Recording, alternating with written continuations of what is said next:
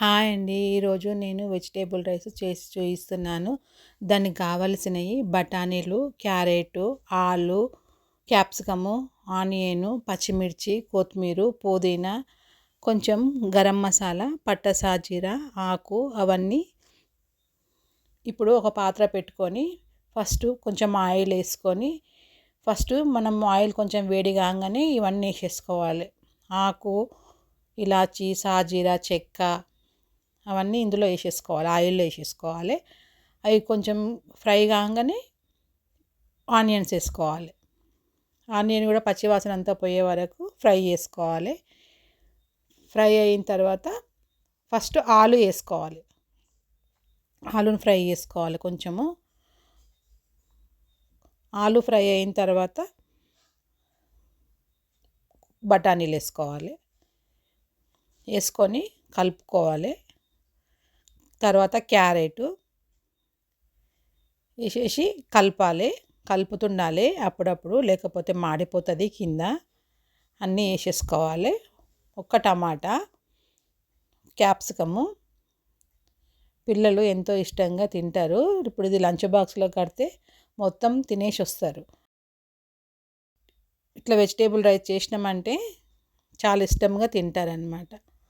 పచ్చిమిర్చి మన ఇష్టం, కారము ఎంత తింటారో అంత ఇష్టంగా వేయండి. ఎక్కువ వేస్తే కొంతమంది పిల్లలు కారం తినరు, చూసి వేసుకోండి.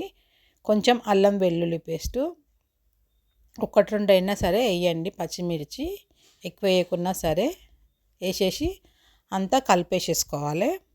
మొత్తం కలపాలి, కలుపుతుండాలి. అప్పుడప్పుడు కొంచెం కలమాకు, కొత్తిమీర, పుదీనా ఇవి కూడా వేసేసుకోవాలన్నమాట. వేసేసి ఒక 2 నిమిషాలు మూత పెట్టుకోవాలి, మంచిగా మగ్గనివ్వాలి. తర్వాత సాల్ట్ వేస్తే తొందరగా అనేది ఫ్రై అవుతుంది అన్నమాట. ఆలు, క్యారెట్, క్యాప్సికము తొందరగా మెత్తగా అయిపోతుంది అన్నమాట. అందు గురించి సాల్ట్ వేసేసిన అన్నమాట. ఇప్పుడే వేసేసి అంతా కలిపేసేసుకోవాలి. మొత్తం కలపాలి, లేకపోతే మాడిపోతుంటుంది. అప్పుడప్పుడు తీస్తుండాలి, కలుపుతుండాలి. తర్వాత ఒక గ్లాసు బియ్యానికి 1/2 వాటర్ పోసుకోవాలన్నమాట. మనం ఏ గ్లాస్తోనైతే బియ్యం పోస్తామో దాంతో 1/2 వాటర్ పోసుకోవాలన్నమాట. నేను 1 గ్లాస్ రైస్ పెట్టానన్నమాట, దానికి 1/2 వాటర్ పోసిన.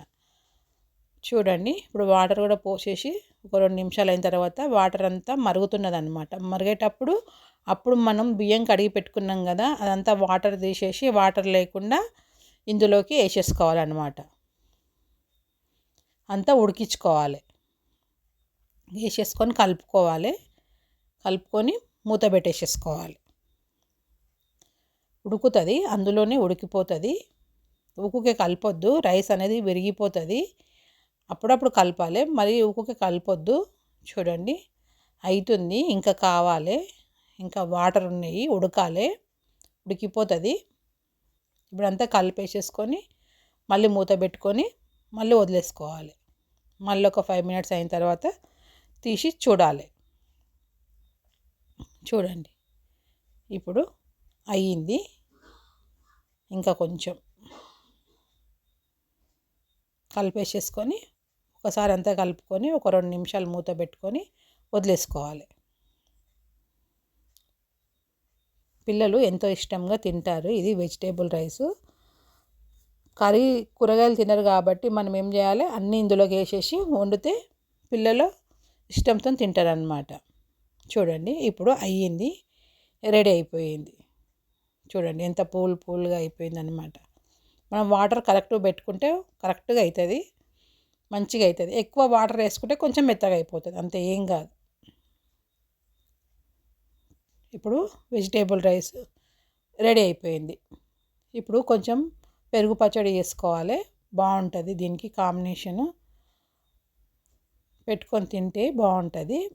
ఇప్పుడు నేను చేసిన వెజిటేబుల్ రైస్ మీకు నచ్చితే లైక్ చేయండి, షేర్ చేయండి, సబ్స్క్రైబ్ చేయండి.